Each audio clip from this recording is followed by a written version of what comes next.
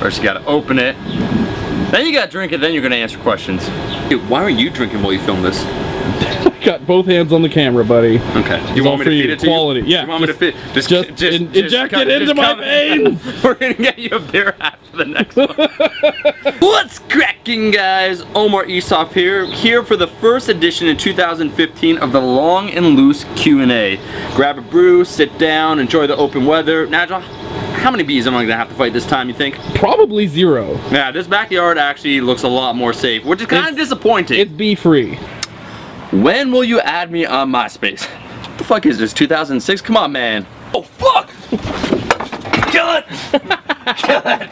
Kill it! It's hovering above me. Shit's real. Without further ado, let's get cracking to these questions. Just how metrosexual is Mark? On a scale of 1 to 10. On a scale of 1 to David Beckham, he's beyond Beckham. Beckham takes notes from Mark. Yeah, he has an extensive collection of Axe body spray. Like, he has the whole... You know what's funny? We're not joking. He has also more pink polo shirts than I care to count. Wow. He is the jacked metrosexual. It's his thing. Yeah, you didn't come up with that for no reason. No. And I think it's, man, I think it's his lifestyle choice, and we support it. Yeah, we support all lifestyle choices. Mark's the fucking man.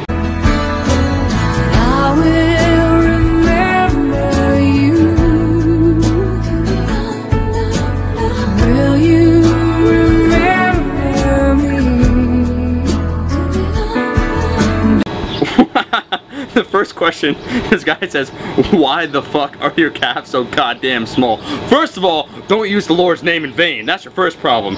Second of all, we at Team No Calves, we're non-discriminatory, right? I already accepted Nigel. He has humongous calves. That doesn't matter. Go up. Ooh, that's a technical question. The return of Brady Broseph. It's coming, guys. Don't worry. We have some things planned. The production is increasing. The quality hopefully is going up. I'm spending more money at the least, from $0 to $5 for a video. So hopefully it's going up. He's coming back. The White Mike Chang asked, that's his username, wants to know, what's the optimal bench press grip width for powerlifting? Go ahead, Nigel. How about you answer that question? Oh, come on. That always depends. Here's what I would say. Whatever one lets you press the most. That's honestly the truth. That's a good one right there. Do you think hook grip is superior for lifting versus double overhand? Well, first of all, I got this little beauty right here from doing the hook grip. I could say this already, guys, that now I can hook grip more than I double overhand. I think, you know, if you're gonna weight lift, obviously you need to hook grip. I will say I noticed from mixed gripping a bit some imbalances over time, kind of with my lats and whatnot. So I'd say if you can, and if it's comfortable, it's never comfortable at first. Hook grip feels actually horrible when you first start out. It goes from horrible to acceptable, I guess you could say. Consider the transition, try it out. It takes several weeks, and it'll take months before you could come even close to your max with the hook grip. Hashtag forever hooking. Wants to know, and I'm going to answer this quickly, what macros should you use for lean bulking? Super simple. I'm going to go over it. You should use approximately 1 gram per pound of body weight for protein. You should use half a gram per pound of body weight for fat, and then the remainder of your calories will most likely come all from carbs. And what that means then, you'll have to experiment based upon your total activity level. It depends upon the person. Usually it's 2 grams at least per pound of body weight. Are your forearms bigger than your calves? The better question is my dick bigger than my calves? And the answer is yes. Oh yeah. Oh yeah. Wait, why are you saying that? See it through the shorts. Oh, you see it through the shorts. Everybody sees it. Thank you, Nigel. I've received some comments. If I fly to Canada, can I train with you and Captain Planet?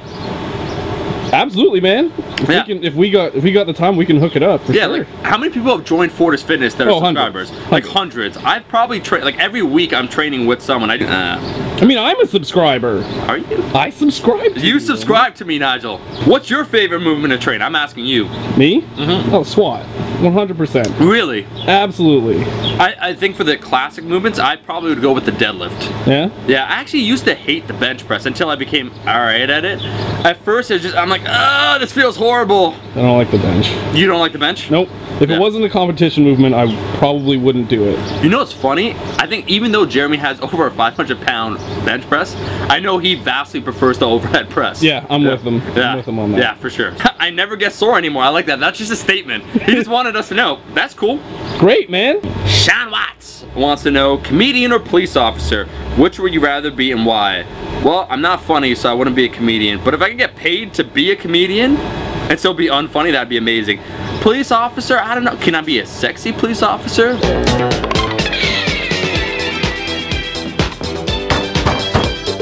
Police, open up! I don't know, a police officer seems like a really intense job. I actually have a bunch of friends that are police officers, and the shit you see on the job, it's intense. How does it feel to be called fat on the internet despite being actually relatively lean? Yeah, I mean, that is one of the things about the internet, I suppose. You know, I'm like maybe 14 to 16% body fat right now, and people are like, oh my god, dude, you gotta shred. And other people, on the other hand, it's so weird. Half of the people will say, man, when are you gonna cut? When are you gonna get lean? When are we gonna see those abs, right? If you're 14% on the internet, you're officially obese. And then the other half is like, you're forever small. So it's weird. It's like, there's three sides actually. One, you get called out by Natty or Not for potentially not being natural. Two, some people think you're too fucking fat, that you need to lose weight and get a six-pack. Three, other people think you're forever small and you just need to build more muscle mass. You can't, the point being, you can't please everyone. You just gotta do you. And I would say, once again, focusing kind of on what drives you, it's all about you in the end. What are your goals? Do you want to be 10% body fat? Then get to 10% body fat. Do you want to be 30% body fat? Then get a 30% body fat. Whatever your goal is, you have to attack it aggressively. And know that when it comes to composition, when it comes to everything else, they work in waves, right? You build some muscle over time, you also accumulate some fat, then you lose that over time as well. It's a continual process. I think some people become demotivated being natural or whatever because it takes a long time, and you can't let that happen. So I'm comfortable being called fat at 14% body fat. That's great. I think that's awesome. You're the skinniest fat guy I've ever seen. I'm skinny fat. Actually, that is what I. The title of the video should just be Omar Isuf, skinny fat. I love you. I love you so much. I just want to point out it's actually a female. Where does it say that? There we go. Yeah. It's the first female subscriber that said that. Normally it's guys, and I feel the love. I feel the love. That when I snatch, my dick stops the bar from getting a nice jerk. Okay, he was joking. I walked into that one. Best way to stay motivated during a cut. It's simple, guys. Honestly, you're gonna feel super small when you're cutting. You're gonna be looking yourself in the mirror thinking, am I even getting results? I'm feeling weaker, I'm looking smaller. Why am I even doing this? What you should know is that there is a light at the end of the tunnel. You should, you know, make a time frame for your goals. Stick to that time frame. So if you got 12 weeks, it's gonna be 12 weeks and you're gonna stop. You should take those photos, make sure maybe if you have a coach or someone else to objectively look at your progress so they can tell you, because it's hard when you're cutting week after week. You start to question yourself. Also, you have no energy. You feel like a reheated loaf of garbage. So it's hard for you to be aware of what's going on. I would say grind it through, have that timeline, and have others objectively and fairly judge your progress so you know what's going on. Hey man, your buddy Captain Planet is vegan. Can we see a full day of eating video with him? You know what? Yeah, if you guys want to see that, like the video and leave a comment below. Captain Planet is a non-judgmental vegan. He's just saving the planet one tree at a time. I think it would be cool, I think it'd be interesting to show insights into how he eats and how he actually lives, because he is getting stronger by the day. I'm trying. Go fuck yourself. Thanks, Nigel. I remember the days. When we first met, you were strong. You were like 50 pounds lighter and still stronger than I was. And now you're stronger than I am. Motherfucker! Yeah, so if you guys want to see Captain Planet, what he eats in a day, how he does his like vegan powerlifting, like and leave a comment below saying we want to see Captain Planet. Who would win in a fight? Bart Quan or Silent Mike?